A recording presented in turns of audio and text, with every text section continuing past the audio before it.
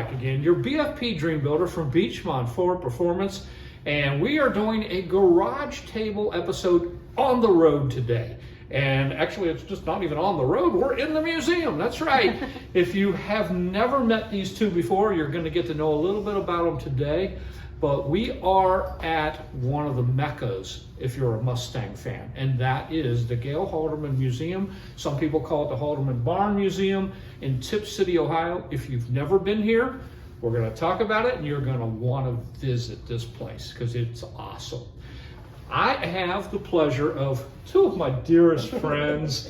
I have Karen Koenig and Lauren, we used to call her Koenig. What's your married name now? Guggenbeller. Good. I didn't want to try. And I really treasure your guys' friendship.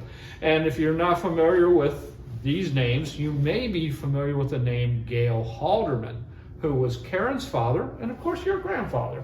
And we wanted to kind of talk about the museum a little bit today. We also want to talk about their history of growing up in Detroit in the automotive world with a dad and a grandfather that was a designer for Ford for 40 years. Yes. Designed, and if you didn't know this, designed the original Mustang and became the head of design Ford. Mm-hmm. So, hey, let's talk about this a little bit. Dad, worked at Ford, designed the Mustang. When all that happened, I got a feeling you probably didn't even really think about it, know anything about it, or care about it, did you? Didn't even know he really did it till the 50th. Yeah. Oh, to the 50th anniversary of the Mustang? Yes. You never knew your dad had designed the original Mustang? Nope. Oh my gosh. Until him and John Clore came back from Charlotte with that foam board with that picture. Wow. Because he worked on a lot of vehicles when we were kids. Right. And when you're a kid, he was just going to work. Yeah, I get that. Yeah, because your dad was involved in obviously over 40 years designing a lot of different trucks, vehicles. Lincolns, and right. Yeah. But yeah, so you just never knew that. Mm-hmm. That's kind of surprising to me. I did not know that part of it. So when you were growing up in the Detroit area, I mean, would you call yourself a car enthusiast at all, or did you even care back then? No, I liked cars growing up because I used to change my own oil on my cars and everything when I had a Turbo Coupe Thunderbird and. Yeah. Yeah. So did your dad always bring home different Ford vehicles? Well, he had lease cars through the years, so him and my mom always got new vehicles every year. Yeah, right. Yeah. Yeah. And Dad got two towards later on. That's kind of what I figured. Yeah.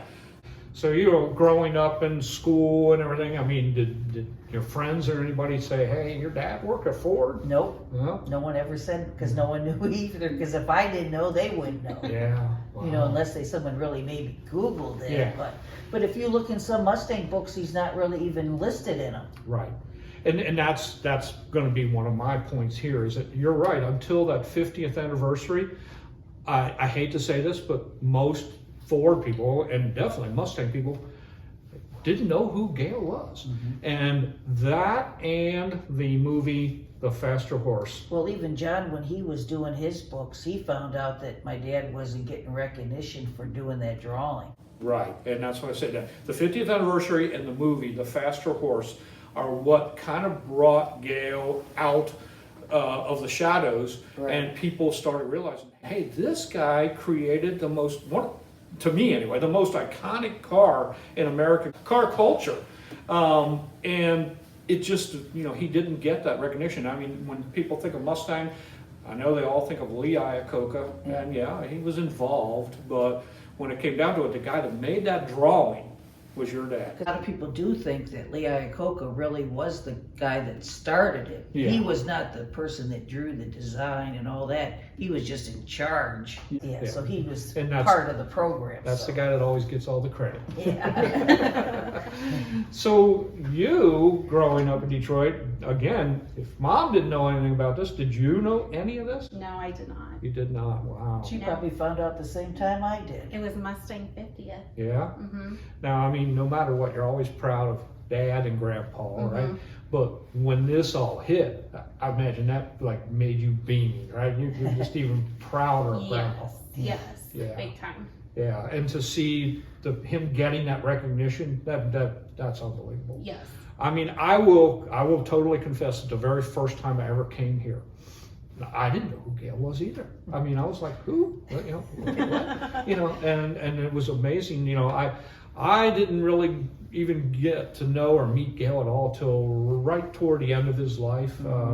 And I can't claim to be great friends with Gale. I do feel like I'm good friends with you guys, though. But it was definitely good to see him getting this recognition. So when the 50th anniversary thing came about and the movie The Faster Horse, this property here and this barn were part of your dad's family's. It was originally a nursery, correct? And this was like a farm. Yep. Yeah. So this barn was just a barn. It was rough. It was very rough in here. Yeah. And my understanding of the story is that John Clore from Ford Performance, who actually got to be very good friends with your dad. Yes. He was here visiting, and tell me the story of how the barn. Well, when they were filming The Faster Horse, him talking to Dad, John drove down, and when they got done talking, John goes, "We need to bring our club down here to see this." And that was in April of 2014. Okay. And their club has come every year since. Wow. So, but the idea of the museum, that was kind of John's idea, right? Well, no. No? No. Dad had, well, really, it only started in this room right here where we're sitting. Yeah. And then it grew up to that room. Yeah. And then it just went, it grew okay. to the back. Okay. Yeah. So again, with too much chlor and not enough Halderman here, and if you've ever seen one of John's speeches, you'll know where that joke came from. So I misunderstood that too. I always thought it was somewhat John's idea to say, "Hey, Gale, you need to do this. You need Well, to." Dad had a lot of the drawings that's on that wall over there that he kept when he retired.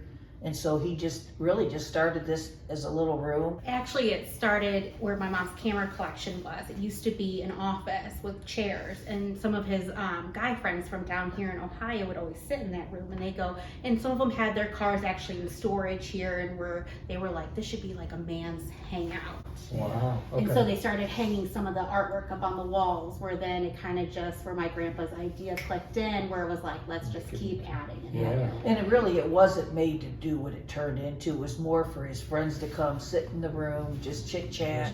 There's just so many little things that I've been here, I don't know how many times, and every time I come, I see something that I didn't see before, and sometimes that's because you just keep changing stuff, which is good, Right. because people do see different things, but this museum Especially is... people that are regular visitors. Yeah. You know, someone like, if they never been, they wouldn't know if I changed something last year. But we get certain clubs that come back on every year, so they see things that I do change. Yeah.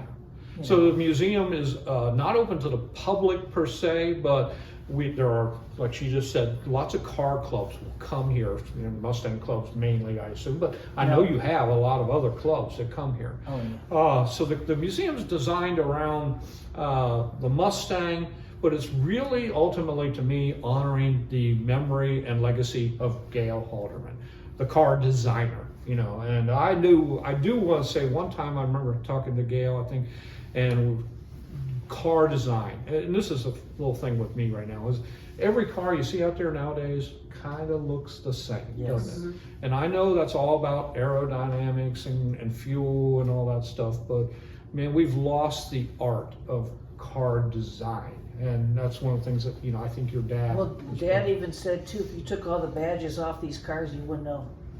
Because they all favor so much alike. Right. Yeah. But in his era, that was what was cool, designing cars that looked different. And when he designed the Mustang, there wasn't anything like that. And look where it's grown, man. It's just unbelievable. Well, you think all the classic cars. That's true. There's nothing like them today out there. Yeah, that's true. There's no cars on the road unless, really, if you think about it. Yeah, that's true. So the museum's up and running.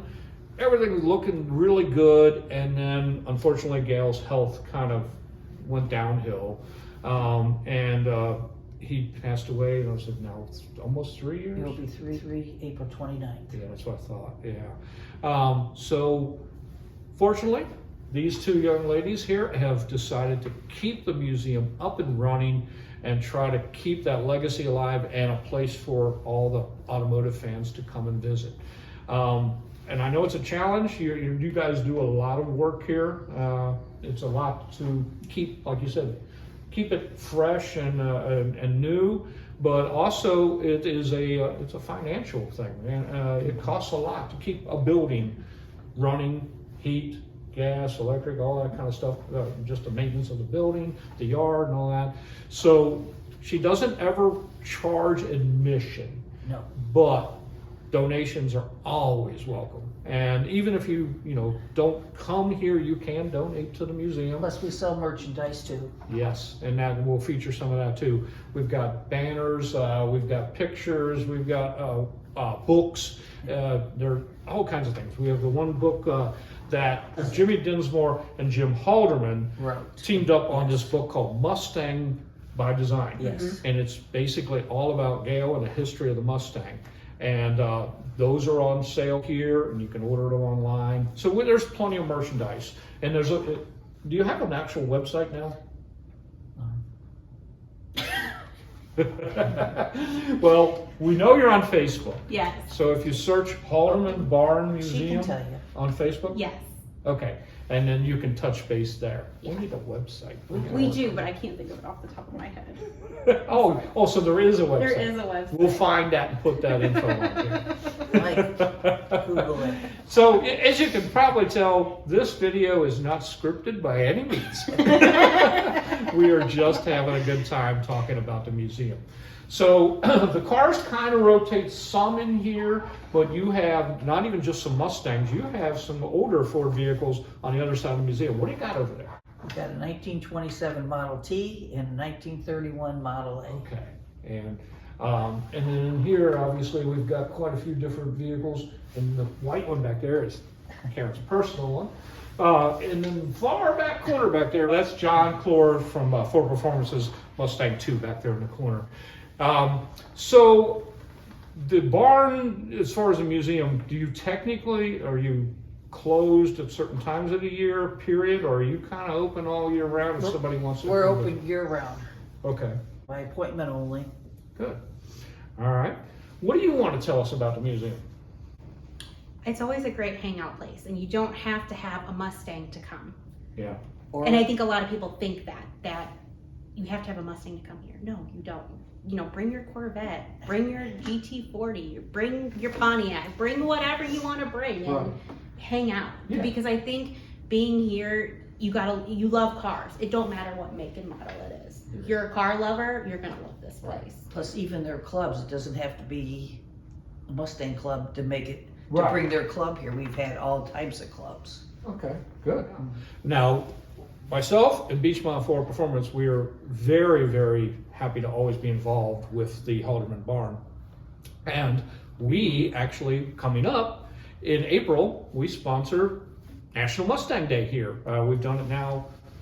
This will be the third year in a row. Right. And I think we're going to try and make it more or less a yearly event.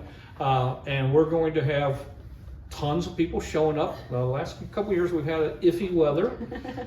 We're due for a good one. Yeah, but if you're looking for a destination to come visit for National Mustang Day, this will be it. Now, our event will not be on National Mustang Day because it falls, I think, on a Wednesday this week, the 17th, April 17th. This year it'll be April 15th.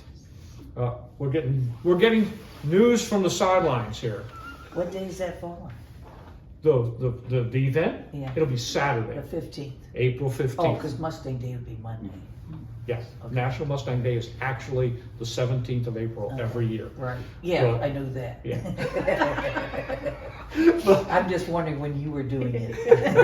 Oh, I didn't tell you about this? No. So, Kara, we're going to have National Mustang Day here on April 15th. Okay. That's a Saturday. Yes. Just checking. Yeah, and we do our best every year to line up maybe a food truck or two, and we're going to have some guests this year. We have guests every year. Once again, we're going to feature Ford Performance. John Clore will be here, and John's presentation is always great because he was very close with Gale. One of the biggest things that was so enjoyable about coming here when Gale was still alive was to hear his stories. And man, 40 years at Ford, you've got a lot of stories. And we don't have time to go into all of them right now, but they're great. And John does a great job of at least telling you about those stories that Gale used to tell. And always has some good laughs with it too. Yes, exactly. What else you got going on? Anything specific this year? Just normal visits by different clubs. How many clubs do you think you typically have visit here a year? I'd say 15 to 20. I mean, we get over 1,000 people a year. Yeah, that's what I thought. It's hard to say. Yeah. You know, it varies every year. Yeah. But I'm saying at least 12 to 15, depending on the size of the group. Some come together as groups too. Right. So, you know. Yeah. Fortunately for myself and a lot of our friends, you know, we only live basically an hour or so from here at the most, 45 minutes to an hour. So we're up here relatively often during the year and get to visit you guys and hang out a little bit. And it's always a pleasure. And every time, like I said, every time I come here, there is something slightly different. And the thing about the museum is when you wander around here, there are just so many small things that you may miss like the first time you're here. And you just kind of got to each time seek out all the little things that are in the museum and on the walls. And you mentioned this earlier, but over here on this side of the museum, not really necessarily pertaining to cars, but Karen has a whole room that's just one awesome collection of cameras, you know, from old stuff to new stuff, right? Yes. I mean, what would the oldest camera you have? I think it's about 1895, and there's over 900 in there. So you were big into photography. I just like taking pictures when she was small, and and now she's kind of picked up on that. Yeah. I've seen some of your pictures. Yes. Yeah. Good stuff. So if you're a camera nut, you can also get to visit here for that. All right, guys, I just appreciate you letting us come up here and visit with you. And it's been a great time. Again, don't forget National Mustang Day, April 15th. That's on a Saturday. And we'll have Mustang by Design available. And I don't know, I'm going to have to talk to Jimmy and make sure he's going to come this year. And maybe he can be here to autograph some books. And I guess we should let the people know about the little inside joke we had earlier, because I know a lot of people will know what it meant. But when the movie The Faster Horse came out, this is one of those little stories about Gale that's hilarious. I guess Gale, somehow or other, Gale and John were talking, and the subject came up about what did you think of the movie. Well, they were leaving the Faster Horse premiere up in Dearborn, and they were with the Ford family, and they were leaving the movie, and John Clore turned to my grandpa and said, "What'd you think of the movie?" And my grandpa said, "Too much Clore, not enough Halderman." And so to this day, it's a joke around here because he said that right in front of the Ford family. You know what? You need a sign or a banner that has that on it. And well, we got John a sign for him. He had to hang in his, but I probably should have got one for here. All right, guys. That is a good point. Yeah. So Jeff Black, along with Karen and Lauren, and visit the Halderman Bar Museum or find them on Facebook or the website, which was what? HaldermanMustang.com. All right. Good deal. And I'm serious. Check it out. Jeff Black from Beachmont Ford Performance, and we just are so happy to be involved all the time with you guys. And thank you for always having us up here and being such great guests. Thanks for having us too. Yeah. All right, guys. We'll see you soon. And you guys know my little tag sign off. You got to help out, right? Okay. So I'm going to say Jeff Black from Beachmont Ford Performance saying, get ready here with the hands. Bye-bye. Bye-bye.